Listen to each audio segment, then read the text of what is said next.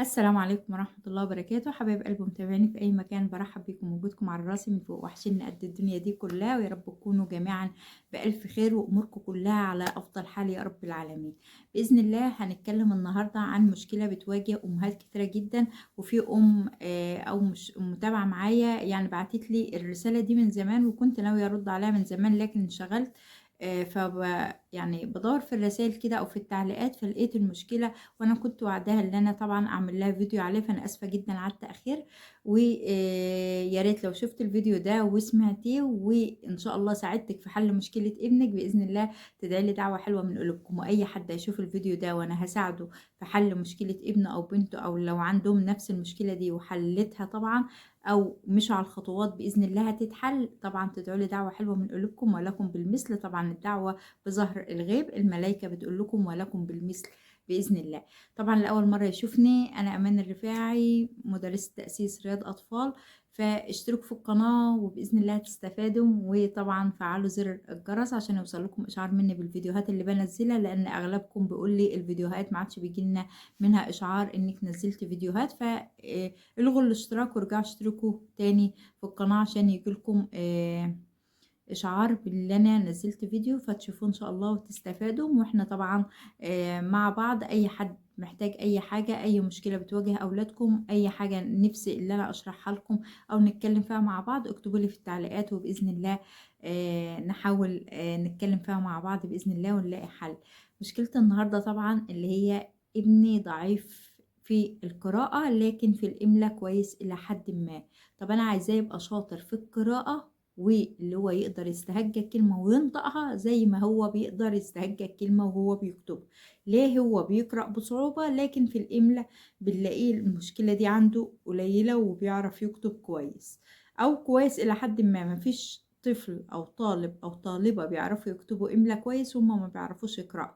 فممكن هو بيكتب إملاء أيضا لما نقعد مثلا نمد في الصوت، نوضح له صوت الحرف لوحده أو كده فبيميز صوت الحرف وبيكتب. طيب احب اقولك واطمنك اللي دي مشكلة منتشرة عند اغلب الاطفال وعند اغلب الاولاد، مش عند ابنك بس او عند بنتك بس، لان هي منتشرة في السن الصغير ده. وبحب اطمنك كمان اللي هو طالما هو بيعرف يميز صوت الحرف والحرف وصوته، يبقى المشكلة دي ان شاء الله تحل معاكي في اسبوعين لو مشيت على الخطوات اللي انا هقولها لك بالظبط. وهعمل لك جدول في اخر الفيديو، اكتبيه ورايا بورقة وقلم كده ويمشي عليه بالظبط بالظبط، طبقيه بالظبط وبإذن الله هتلاقي نتيجة مبهرة جدا جدا جدا. طيب المشكلة دي بقى في ايه؟ المشكلة دي اللي هو عدم، يعني ايه اللي هو ضعف الربط بين الكلمة وصوتها. قدامه كلمة بس ما يقدرش يربط الكلمة دي صوتها ايه او هي بتتنطق ايه، فدي مشكلة عنده. وطبعا هنقويها مع بعض في الخطوات اللي انا هقولك عليها. والمشكلة التانية طبعا اللي هو عدم اتزان بين مهارات السمع والبصر، يعني هو ممكن يسمع كويس لكن اللي هو يشوف الكلمة وينطقها يطلعها، يعني يشوفها والعقل يبرمجها عشان يطلعها، فبنلاقي صعوبة فيها شوية. طيب ان شاء الله النهاردة هخليه يقرأ بطلاقة بطلاقة، مش هيقرأ نص نص ولا اي حاجة. طيب اول خطوة، فاكرين كده نرجع بالذاكرة بتاعتنا كده واحنا كنا في ابتدائي، كان المدرس بيعمل ايه؟ كان المدرس بيقف على السبورة ويقعد يقرأ الدرس واحنا بنشاور بصابعنا كده على الكلمة كلمة كلمة، وان المدرس مشى او المدرسة مشت وما لقتش حد مشاور بصبعه على الكلمة اللي هي بتنطقها، كان بيبقى يومه اسود طبعا، يعني ممكن ما يروحش من المدرسة سليم. طيب ده ايه؟ ده معنى ايه؟ اللي احنا والله العظيم التعليم ايام زمان، ايامنا وايامكم وكده، احلى 100 مرة من الاستراتيجيات والتعليم والحاجات الجديدة اللي هم بيطبقوها على اولادنا دي، واولادنا يا عيني محتارين. طيب المدرس كان يقرأ واحنا نمشي ايدينا او صابعنا على الكلمة ونبص عليه، وكان المدرس وهو بيقرأ يقول لنا ايه؟ يقول لنا انا وقفت عند كلمة ايه عشان يشوفنا احنا مركزين ولا ايه. قوم كمل اللي انا بقرأه، قوم كملي انا بقرأ فين، قوم مش عارفة اكمل السطر كذا. روخل إحنا كنا يعني بنخلّص الترم وإحنا ما شاء الله حافظين المنهج صم، حافظين المنهج من الجلدة للجلدة، طالب شاطر زي طالب متوسط زي طالب خايب، أي كلمة كان نشاور عليها قراءة وإملا كويس جدًا، جدًا، وحافظين الكتاب، الدرس كنا بنجيبه من العنوان لآخر الكتاب بالتدريبات بكلّه، كنا حافظين الكتب صم. فده طبعًا لفضل المدرسين بتوعنا، ربنا يجازيهم عنا كل خير يا رب ويمتعهم بالصحة والعافية، اللي عايش واللي مات ربنا يرحمه يا رب ويحسن إليه. طيب أول خطوة عشان تساعدي ابنِك اللي هو يحسّن القراءة بتاعته زي ما بيقدر يكتب وكده، هنقول في الخطوات دي حاجات تساعده اللي هو يحسّن القراءة، وحاجات برضه تساعده اللي هو يحسّن الإملا بتاعته. أول حاجة القراءة مشتركة، يعني إيه القراءة المشتركة؟ اللي أنا أقعد مع ابني أو مع بنتي ضعاف القراءة، وأنا أقرأ وهو يقرأ، أو أنا أقرأ بصوت عالي وهو يتابع كل كلمة أنا باقولها، وباشاور كده زي مثلًا إيه، قصة مثلًا معرض حُب بلدي أو معرض أحب بلدي، فأقول له مثلًا لوّنت فرح الخريطة بلونيها المفضلين مثلًا الوردي والبنفسجي، وأنا باقرأ. فالقراءة المشتركة دي هتساعده اللي هو هيميز صوت اللي أنا باطلّعه للكلمة وشكل الكلمة، فهو أنا هاقرأ وهو يقرأ ورايا سطر بسطر، أنا مش عايزاكِ تقرأي لي درس كامل أو حاجة، ده لو كل يوم جملة واحدة، يعني أكتر حاجة أكتر ما تكتّري على ابنِك 20، 30 كلمة. ما لقيتيش جُمل اقرأي له كلمات الكلمة ويشاور عليها حرف بحرف وهو مثلًا وليكن كلمة كتاب تعملي له كده، كتاب كده، يمشي على الكاف شكل حرف الكاف، على التاء، على الألف المَد، على الباء وهكذا، وهو بيقرأ، يبقى في حاجة اسمها قراءة مشتركة، اللي أنا هاقرأ وهو هيمشّي صابعه على الكلمة اللي أنا باقرأها وهيقرأ ورايا وهيشوف شكل الكلمة، وطبعًا هيبقى في تمارين كتير أنا هاقول لِك عليها في الجدول بإذن الله. تاني حاجة التدريب على القراءة الجهرية، اللي أنا أخلّيه يقرأ بصوت عالي وياخد الجرأة اللي هو يقرأ بصوت عالي، في أولاد بيقرأوا بينهم وبين نفسهم بصوت واطي، وأول ما آجي أقول لهم اقرأوا بصوت عالي بتلخبطهم وما عندهمش ثقة في نفسهم اللي هم يطلّعوا الكلمة صح، لكن أنتِ شجّعيه، قولي له خلّي عندك ثقة في نفسك، يالّا اقرأ أنا سامعاك، لو غلط أنا هاصحّح لك.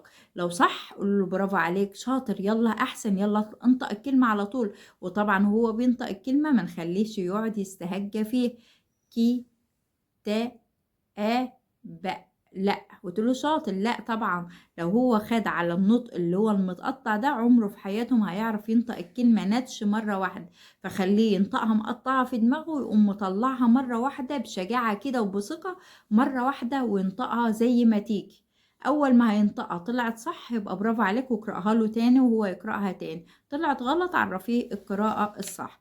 يبقى كل يوم لو هتساعديه اللي هو يقرأ جملة، جملتين، 3 جُمل، ما تكتّريش عليه في الأول كده، وبعد كده بقى صفحة، صفحتين براحتك بقى.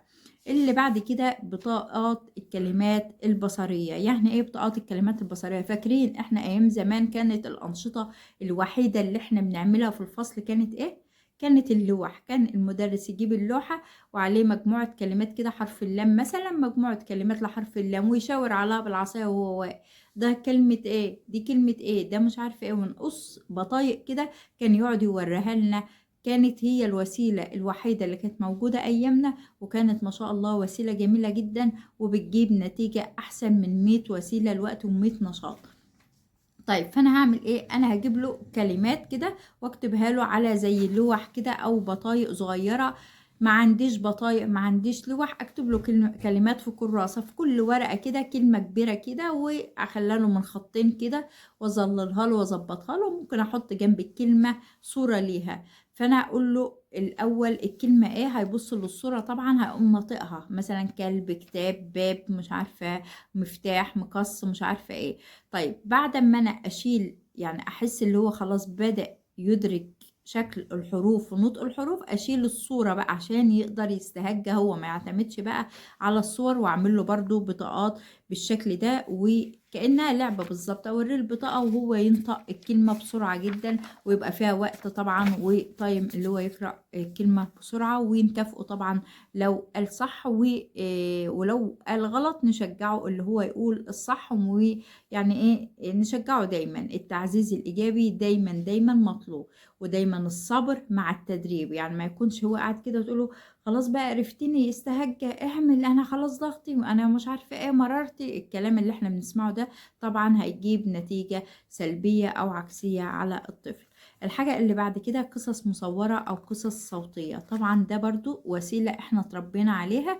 القصص اللي كانت بتيجي متلونة دي، وكان تحت كل ورقة كده أو في آخر الصفحة سطرين 3 بيحكي القصة، وكنا نقعد نقرأ القصة دي 50 مرة، وكل مرة نقرأها كأننا أول مرة بنقرأها فيها. فالقصص المصورة الصغيرة دي هاتوها لأولادكم، ما تحرمهمش منها. القراءة جميلة جدا. هاتوها هيلونوا الشكل. لو في قصص بتبقى صفحة ملونة وصفحة بيضة، بيلون زيها منه، بينام عضلات ايده، بيعرف الألوان وبيميز بين الألوان، وبيقرأ وبيستهجى وكل حاجة. ومنه بيعرف يسرد قصة، ويعرف يسمع قصة، ويعرف يحكي قصة. يعني هتفيده في حاجات كتيرة جدا. وفي قصص اللي هي الصورة مرسومة وتحتها سطرين كده اللي هي بتحكي القصة. فانتوا هاتوا اي قصص موجودة. القصص دي بتبقى رخيصة جدا. فهاتوله قصص أطفال اسمها قصص أطفال في أي مكتبة بتبيع كتب وحاجات اللي هي الأدوات المدرسية.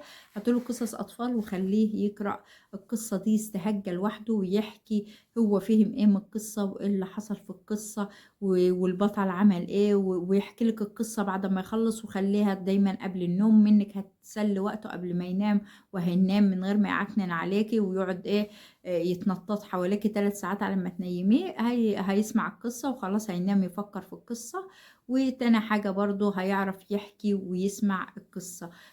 ويعرف يقرأ برضو. فهاتيله القصص المصورة دي عشان يربط بين المعنى بتاعها وبين الصوت اللي انت بتحكيه او اللي هو بيقرأه وبين الصورة اللي موجودة. فهيستفاد جدا جدا جدا. الحاجة اللي بعد كده تكرار القراءة. طبعا في التكرار بيفيد ايه الشطار، انا مش عايزه اقول الكلمه التانية. فكتر التكرار في اي حاجه بيفيد اي واحد شاطر، خايب، متوسط. كتر تكرار المعلومه بتفيده جدا جدا. فاحنا نخليه يقرأ نفس الكلمه اكتر من مره، وباشكال مختلفه. يعني مره في نص الكلمه، مره في نص الجمله، مره لوحدها، مرة مثلا بالرقعة، مرة بالنسخ. المهم ان احنا نخليه يقرأ الكلمة اكتر من مرة عشان تخلي القراءة بالنسبة له اسهل واسرع. لما يعرف يقرأ مرة واثنين وثلاثة نفس الكلمة، خلاص اول ما يشوفها على طول خلاص عقله خلاص برمج اللي هي دي كلمة كذا، فبيقوم ناطقها على طول. الحاجة اللي بعد كده الكلمات اللي بيغلط فيها، او اللي احنا مهما نديها له نحس اللي هي صعبة عليه او صعبة في النطق، اللي احنا نكتبها له تاني ونخليه يكررها. وزي ما انا قلت في التكرار بيفيد الشطار. مرة واثنين وثلاثة يقرأها، ما نزهقش خالص. انا عارفة ان الكلمة ده اهي كلمة عنده صعوبة شوية اللي هو ينطقها او يعرف حروفها او كده، نكررها له ونكتبها له ونخليه يتدرب عليها قراءة وإملاء.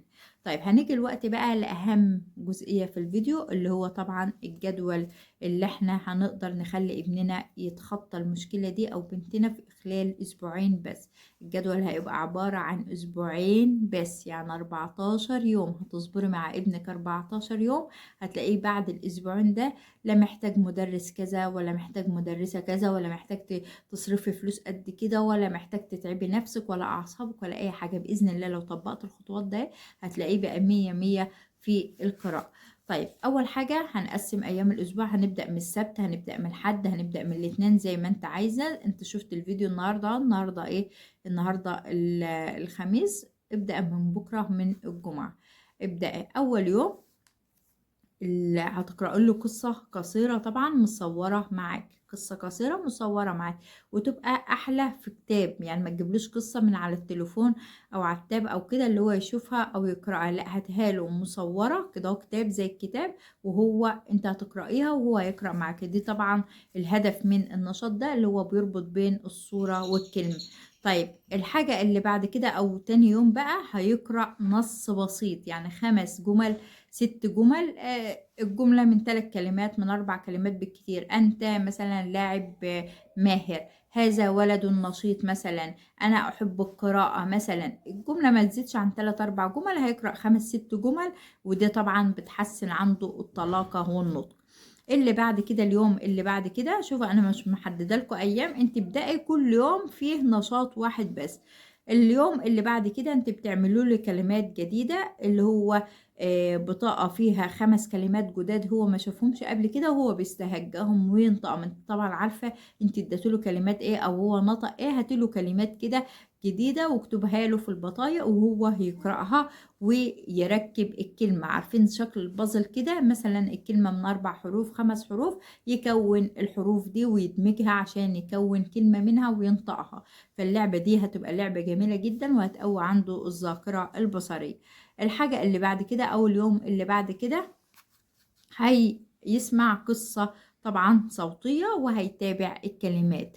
يعني ايه هيسمع قصة صوتية؟ انت هتحكي له قصة وهو هيتابع الكلمة، يعني انت اللي هتقرأي له قصة وهو هيمشي بصبعه على الكلمة. طبعا قصص برضو مصورة هيقرأ، انت هتقرأها له وهو هيمشي صابع كلمة كلمة كلمة زي ما انت بتعملي بالظبط، زي ما انت بتقرأ. دي طبعا بتحسن او بتربط بين السمع والبصر.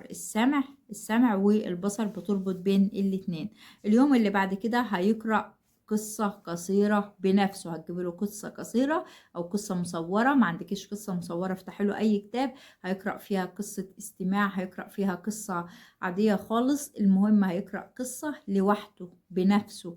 طيب ده طبعا بتعزز الثقة في نفسه. لما تقوله اقرأ بصوت عالي، طبعا لو غلط مفيش مانع خالص انك تحسني له النطق بتاعه في الكلمة او تعدلوا له الكلمة اللي هو النطق غلط فيه. طيب الحاجة اللي بعد كده اللي هو اليوم اللي بعد كده هنراجع الكلمات اللي هو خدها في الاسبوع. هتجيبوا كراسة بقى وتقولوا له مثلا اكتب لي كلمة مثلا نمرح، مثلا اكتب لي كلمة مثلا نلعب، اكتب لي كلمة مثلا الخيال، اكتب لي كلمة الجماد، اكتب لي كلمة اي كلمة انت فاكراها اللي هو نطقها وقرأها. ملوا له حوالي 20 كلمة. 20 كلمة، وطبعا في الأسبوع خد كلمات كتيرة جدا أكتر من 100 مفردة. فأنت ملوله 20 كلمة بس، كده هيربط بين الإملاء يعني بين النظر أهو وبين الكتابة، فخلاص هيعرف الصوت وهيعرف بيتكتب إزاي وهيعرف ينطقه كويس جدا. ونوعله في الكلمات، يعني خلي فيها مدود، خلي فيها شدة، خلي فيها لام شمسية، خلي فيها لام قمرية، خلي فيها تنوين بأنواعه عشان تعرفي تعالجي المشاكل اللي عنده من وهو لسه بادئ يقرأ. هتعرفي عنده مشكلة في المدود ايه، عنده مشكلة في التنوين مثلا اللي هو بيكتبها نون، عنده مشكلة لو انا قلت اللام الشمسية ما بيكتبهاش، لو انا قلت اللام القمر، يعني فاهمة. نوع عنده بقى كلمة مثلا زي كلمة اللحوم هيكتبها بلام واحدة ولا بلامين، اللبن هيكتبها بلام واحدة ولا بلامين، الحاجات دي. فشوفي ايه المشكلة اللي عنده وقدري حسنيها بالإملاء طبعا. اليوم اللي بعد كده اللي هو 7 يوم طبعا هنلعب مع بعض لعبة كلمات، اللي احنا بنكتب له حرفين او 3 من الكلمة ونكتب له مجموعة حروفه وهو ينزل الحرف الناقص زي لعبة ايه.